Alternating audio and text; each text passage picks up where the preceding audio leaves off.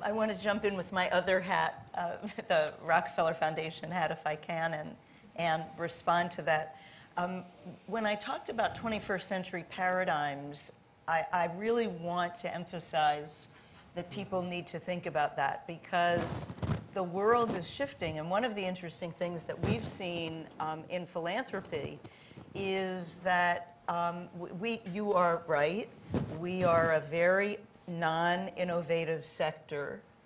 There's been a huge proliferation of NGOs. There's been a huge proliferation of foundations. And everybody comes from their own model and pretty much their own expert sense of what should be done and the way that it should be done.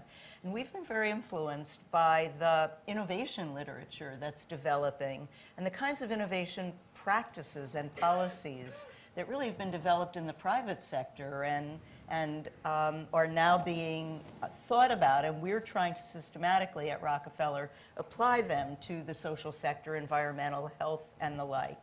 And the three that we've been most interested in have been crowdsourcing, so using the knowledge of the crowd as opposed to the knowledge of the experts, design thinking, which is a new creative way of approaching problems, and user-driven innovation. And I just want to give you a user-driven because it really builds on your point.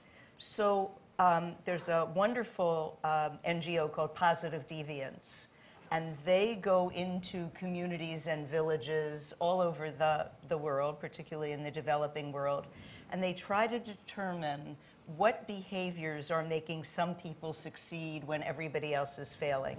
Why are some people the positive deviants? And what's interesting is that they're all well-trained anthropologists, so that they're taking their skills, their academic skills as anthropologists, to observe and learn from what people are doing.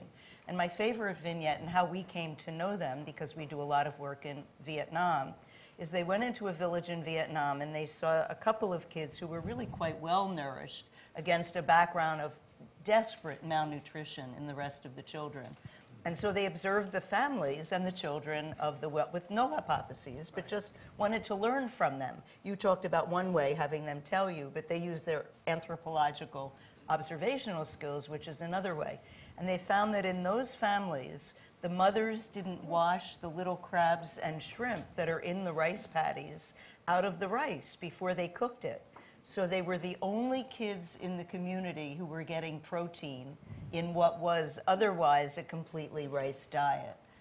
Then they just generalized that to the rest of the community. They taught the observation to the others, and they began to really influence the nutritional status of all of the children in the community.